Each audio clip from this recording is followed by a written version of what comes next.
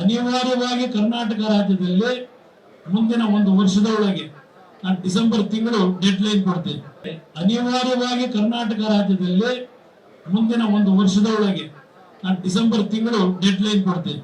ಅನಿವಾರ್ಯವಾಗಿ ಕರ್ನಾಟಕ ರಾಜ್ಯದಲ್ಲಿ ಮುಂದಿನ ಒಂದು ವರ್ಷದ ಒಳಗೆ ನಾನು ಡಿಸೆಂಬರ್ ತಿಂಗಳು ಡೆಡ್ ಲೈನ್ ಕೊಡ್ತೇನೆ. ನಾವು ಚುನಾವಣೆ ಹೋಗದೆ ಸರ್ಕಾರವನ್ನು ರಚನೆ ಮಾಡಲು ಯಡಿಯೂರಪ್ಪನವರು ನಮ್ಮ ಕಾಂಬಿನೇಷನ್ ಏನಿದೆ ಬಹುಶಃ ನಾಡಿನ ಜನತೆ ಅವತ್ತು ಆನಂದ ಪಟ್ಟಿದ್ರು. ಆದ್ರೆ ಅದಕ್ಕೆ ಕೈ ಹುಳಿ ಹಿಡಿದಂತವ್ರು ಬಹಳ ಜನ ಇದ್ದಾರೆ. ಆ ಹುಳಿ ಹಿಡಿದಂತವ್ರು ಅದೆಲ್ಲ ಬೇರೆ ಬೇರೆ ವಿಷಯಗಳಿದ್ದಾವೆ, ಅದ್ರ ಬಗ್ಗೆ ನಾನು ಚರ್ಚೆ ಮಾಡ್ಲಿಕ್ಕೆ ಹೋಗೋದಿಲ್ಲ. ಇವತ್ತು ನಮ್ಮ ಹೊಂದಾಣಿಕೆ ಏನಿದೆ, ನಮ್ಮ ಹೊಂದಾಣಿಕೆಯ ಉದ್ದೇಶ ಈ ರಾಜ್ಯಕ್ಕೆ ಒಂದು ಸುಭದ್ರವಾದಂತಹ ಸರ್ಕಾರದ ಅವಶ್ಯಕತೆ ಇದೆ ಅನ್ನೋದು ಇಡೀ ದೇಶದಾದ್ಯಂತ ಚರ್ಚೆ ನಡೀತಾ ಇದೆ. ಇವತ್ತು ನರೇಂದ್ರ ಮೋದಿ ಅವರ ನಾಯಕತ್ವ ಈ ದೇಶಕ್ಕೆ ಅನಿವಾರ್ಯ ಅಂತಕ್ಕಂಥದ್ದು ಎಲ್ಲರಲ್ಲೂ ಇವತ್ತು ಚರ್ಚೆ ಏನಿದೆ. ಇವತ್ತು ಒಬ್ಬ ಉತ್ತಮವಾದಂತಹ ಆಡಳಿತಗಾರ, ಉತ್ತಮವಾದಂತಹ ಒಂದು ದೇಶಕ್ಕೆ ಭದ್ರತೆಯನ್ನ ಕೊಡ್ತಕ್ಕಂಥ ನಾಯಕ, ವಿಶ್ವಗುರು ಅಂತಕ್ಕಂಥ ರೀತಿಯಲ್ಲಿ ಇಡೀ ವಿಶ್ವವೇ ಮಾತನಾಡ್ತಕ್ಕಂಥ ಒಂದು ವಾತಾವರಣ ಇವತ್ತು ನಿರ್ಮಾಣ ಆಗಿದೆ. ಇವತ್ತು ಸಿದ್ದರಾಮಯ್ಯನವರೇ, ಇವತ್ತು ಕರ್ನಾಟಕ ರಾಜ್ಯದಲ್ಲಿ 28ಕ್ಕೆ 28 ಸ್ಥಾನಗಳನ್ನ ಈ ನಾಡಿನ ಜನತೆಯ ಆಶೀರ್ವಾದ, ಈ ನಾಡಿನ ಜೆಡಿಎಸ್ ಮತ್ತು ಬಿಜೆಪಿಯ ಕಾರ್ಯಕರ್ತರ ಶ್ರಮ, ಇವತ್ತು ನಾವು ಏನು ಒಂದು ಗುರಿ ಇಟ್ಟಿದ್ದೇವೆ ಆ ಗುರಿಯನ್ನು ಮುಟ್ಟತಕ್ಕಂಥದ್ದು ಯಾವುದೇ ರೀತಿಯಲ್ಲಿ ಸಂಶಯ ಇಲ್ಲ ಅಂತಕ್ಕಂಥದ್ದು ಹೇಳಿಕ್ಕೆ ಬಯಸ್ತಾ ಇದ್ದೇನೆ. ನಾನು ಮಂಡ್ಯ ಜಿಲ್ಲೆಯ ಎರಡೂ ಪಕ್ಷಗಳ ಮುಖಂಡರುಗಳಿಗೆ ವಿಶೇಷವಾಗಿ ಕೈ ಜೋಡಿಸಿ ಮನವಿ ಮಾಡ್ತೇನೆ.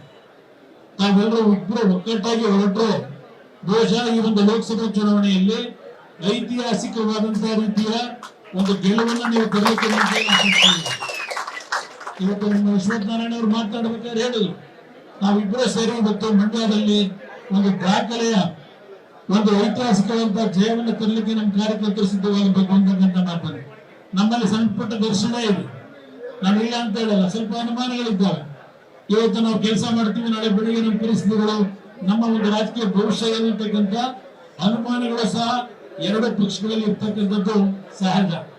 ಆದ್ರೆ ಒಂದು ಮಾತನ್ನ ಕೊಡ್ತೇನೆ, ಇವತ್ತು ಈ ಒಂದು ಪಕ್ಷದಲ್ಲಿ ಬಿಜೆಪಿ ಮತ್ತು ಜೆಡಿಎಸ್ ನ ಹೊಂದಾಣಿಕೆಯಿಂದ ಇವತ್ತು ಒಂದು ಚುನಾವಣೆಯನ್ನು ಇಡೀ ರಾಜ್ಯದಲ್ಲಿ ನಡೆಸ್ತಾ ಇದ್ದೇವೆ. ಈ ಚುನಾವಣೆಯ ನಂತರ ನಾನೇನು ಜ್ಯೋತಿಷಗಾರನಲ್ಲ, ಆದರೆ ಅನಿವಾರ್ಯವಾಗಿ ಕರ್ನಾಟಕ ರಾಜ್ಯದಲ್ಲಿ ಮುಂದಿನ ಒಂದು ವರ್ಷದ ಒಳಗೆ ನಾನು ಡಿಸೆಂಬರ್ ತಿಂಗಳು ಡೆಡ್ ಲೈನ್ ಕೊಡ್ತೇನೆ.